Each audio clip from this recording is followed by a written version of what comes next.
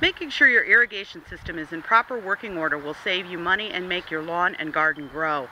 Knowing how much to water and when to water are important factors to consider. Here to explain more is Doug Maurer, president of Brian Kyle's Landscapes of Distinction. Good morning. We'll break this into a two-part series. We'll talk first about turning your water on and working out in the yard, cleaning out around the heads, adjusting them. There's a lot of information here, so if you want to turn your own irrigation systems on, that's fine. Just pay attention and take note. A lot of people think, oh, it's easy as just turning the water on and walking away. It's not quite that simple. Actually, a startup is more important than the winterization. Yes, winterization is important to get the water out so the pipes don't freeze, but the startup can save you a lot of money, and that is very critical. First thing you want to do is turn the water on. Water has to go through your backflow preventer. So the first thing you want to do is inspect the backflow preventer. If you come outside and find that this cap is laying on the ground, you might find that there's a split or a crack in the pipe. Here's a nice little split in the ball valve. You'll find that this is going to have some problems. You go turn the water on, it's going to leak all over the place. So if you, telltale sign is you find this cap laying on the ground, you got a problem. You'll need to get a repair kit and repair it. Looking a little better, this is just a little bit smaller backflow. That was a 1 inch, this is a 3/4. The water comes up in through here and then exits through here to your irrigation system. In order to properly turn it on, you want to turn this ball valve on so that the water can enter into the system, but you want to keep this one off. You also want to make sure that there's a few test ports on here. These are ball valves also. You want to make sure that these test ports are closed.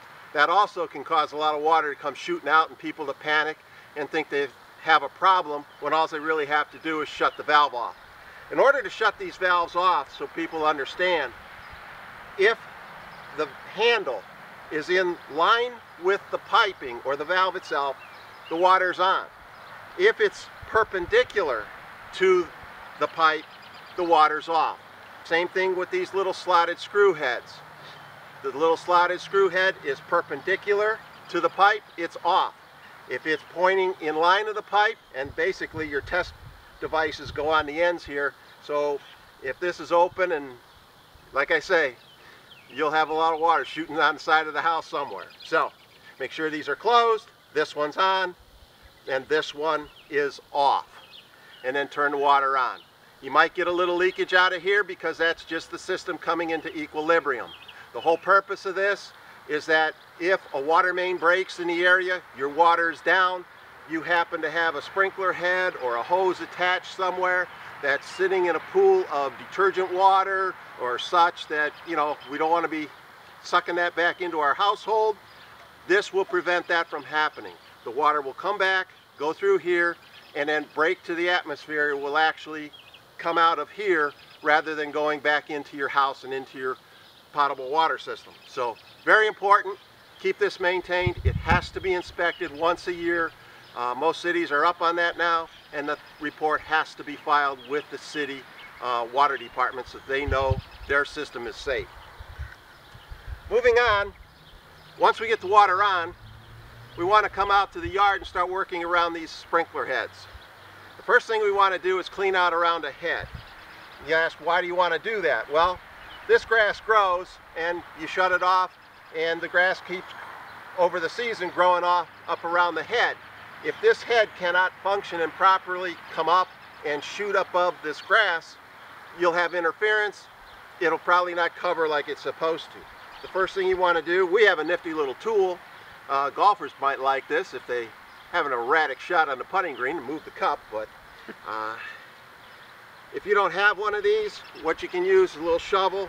Just clean out around, a nice little circle around the head. Sometimes a screwdriver will help you dig out some of the turf around here. But clean out around the head, get rid of this grass, carry a bucket with you because you're going to have an accumulation by the time you're done. Get a nice little circle cleaned out around the head because, like I say, over the summer, this grass will grow right back in there, and by the end of summer, practically be covering up this head. So we want to clean it out so that it'll function all summer long. Whoops! Now, once we've got it cleaned out, The next thing we want to do is check the adjustments. A lot of these heads can be adjusted. If it's a spray head, oftentimes the nozzles can be adjusted so that they throw a certain pattern from 0 degrees all the way to 360 degrees. Most of the newer nozzles today are set that way. Your old-fashioned ones are kind of set in 90 degrees, 180. Sometimes it's a matter of changing those. Hopefully they were set properly, and if they've been replaced properly. But in this case, they can be adjusted. The newer ones, generally the right side of where it's spraying is fixed. So that has to be adjusted by basically, if it's in the ground, you unscrew this cap, lift it up, turn it, drop it back in the canister, and make sure that right side is pointing the way you want it. The left side can be adjusted oftentimes by using this little tool or a screwdriver, depending on the type of head you have.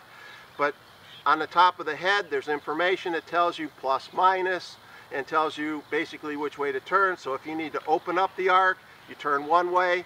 If you need to close down the arc, you turn another way. And basically, lost the head here. Let's turn around. The nozzle's right here. This is in the fixed position on the right side. If that's right, we then rotate the head till we get to the left side and adjust it till we get it to the point where we want it. Once we get the adjustment right, we check. We can work on one thing. If the water's flowing out of here, there is, where the nozzle is held in, there is a little set screw. That little set screw can be run down into the stream of water. It breaks up that stream of water. I think ideally you'd like to have it just touching, so it's just starting to break up that stream. You get a nice even distribution throughout the entire arc of the sprinkler head. Then, once you have this in the ground and adjusted, check it to make sure that it's not been knocked over by the lawnmowers or whatever. Maybe a car runs off the driveway over the winter time, kind of smushes it to the side. Get it set back up straight, functioning properly. Occasionally you'll have an area where the landscape is grown up, and occasionally there might be a shrub out in the yard or something, and hey, we're strolling right into the shrub. You can sometimes rotate this head back in the ground a little bit to get it to come up a little quicker and get over top of that shrub. Kind of a temporary measure. If the shrub keeps growing, you might have to make alternate changes, but at least it'll work for that season. So basically, these are the things you want to do when you go out and first start up your system. Next, we'll talk about what you want to do with the controller and conserving water.